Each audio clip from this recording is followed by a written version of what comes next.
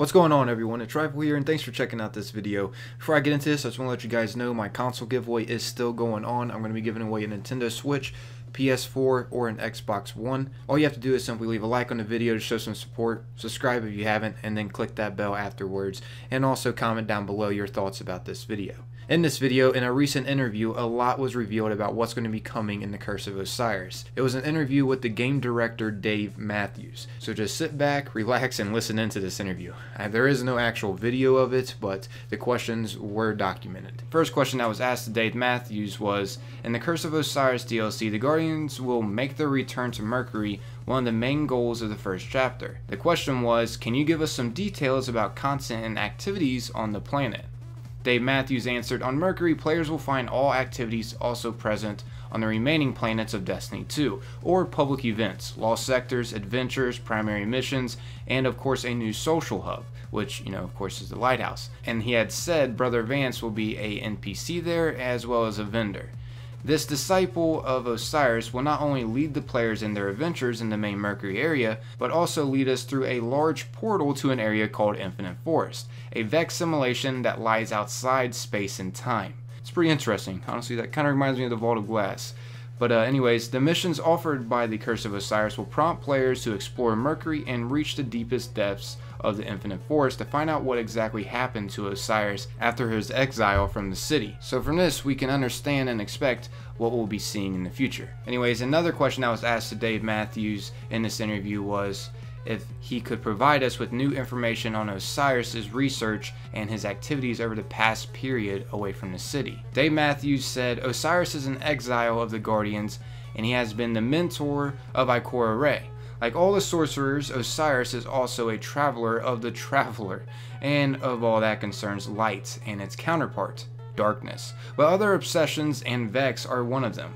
During his Vex investigation, Osiris went looking for information in the depths of the Infinite Forest, and that's why he ended up disappearing. So we're going to be understanding that a little more, of course, when we get to jump into this expansion.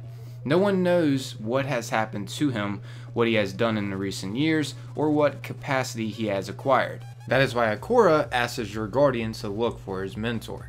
You will have to understand what happened to Osiris during the last few years and gather all the information useful to understand and address the Vex threat on Mercury. So this next question that was asked to Dave Matthews, aka the game director of the Curse of Osiris, was, so we can expect to see new types of Vex on Mercury and maybe find something that we still do not know about this particular breed of war machines. Dave Matthews said, absolutely yes. This kind of content offers us a precious opportunity to deepen Destiny's fame in a variety of ways. This expansion is all about Vex. We want to let you know how they operate, how they think, how can they exist outside of time, how their machines work, and how Vex uses them to achieve their goals. During the expansion, you will know different aspects of this mysterious race in different timelines.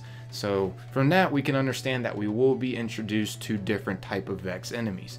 Definitely excited about that. So yeah, that's that. This next question though in the interview is probably one of the most concerns players have about this new raid activity. Is it going to be on some kind of old raid that we have already experienced, or will it be a brand new raid? The question was, you have talked about a new raid activity introduced with the Curse of Osiris, which is not exactly like talking about a new incursion. Therefore, working on a new activity, will this engage in a raid that already exists? Dave Matthews said the exact definition of a new raid activity has aroused much curiosity since the announcement of the expansion. Yes, well yes it has, Dave. But during November, we'll have 3 stream events to talk more in detail about the Curse of Osiris, and one of them will focus on the activity in question, so I can only advise you to follow them. Now from this answer, I'm not really liking it. Once again, they're still teasing us about what's going to end up happening. I'm having a feeling that it's going to be like a raid activity on the Vault of Glass or something, since, we know that's going to be coming back in the Curse of Osiris. Then again, who knows, we might be introduced to a new raid. Anyways, the next question was, will you end up benefiting from the new expansion to enrich the end game of the title, which in its present form tends to keep community involvement high?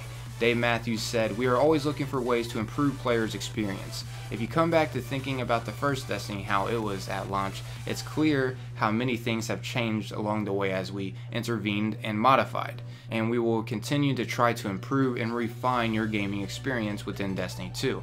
Destiny 2 has not been released so long, so we are still learning. We are collecting data though and making changes. We love our community. We appreciate the fact that it has no problem telling us what's wrong with the game, and we keep listening to all the feedback that we are offered too.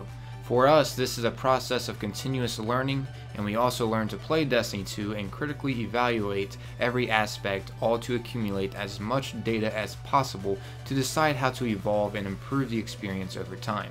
In essence, we are working on it. Something else was brought up, how legendary fragments seem to be highly underused currency, unsatisfactory from several points of view. And he had asked, do you plan to change anything on that front? Dave Matthews said, I personally take care of the campaign and experience that will be offered at launch of the Curse of Osiris. Within Bungie, we have another team called the Live Experience team, which takes care of evaluating the experience after each release, from the balance of the game to the use of the game currency, a job that is done taking obviously the user's feedback. So we have to wait for the team to thoroughly analyze every aspect of the experience. So next that was brought up was probably one of the most interesting and detailed answers that we have gotten so far about the new loot that we're going to be getting. What he had asked Dave Matthews was, will we be expecting to see some similar pieces that Osiris was wearing, and also some different kind of unique armor like that? Dave Matthews says, maintaining a certain diversity within the gaming world is something that is very much in our hearts. For us, this expansion is a great opportunity to present the character of Osiris to the world.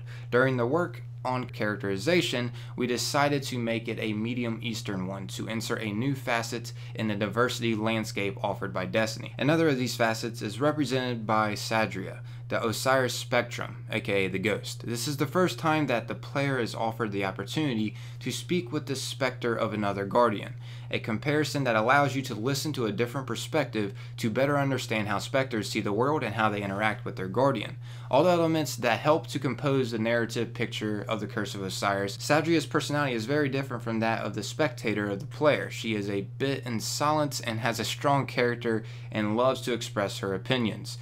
So pretty much, I know I've already heard what her personality is going to be. It's going to be sassy. And in the expansion, you will see all these aspects emerge. That said, Curse of Osiris will of course include a good amount of weapons and armor in Osiris style for all three classes.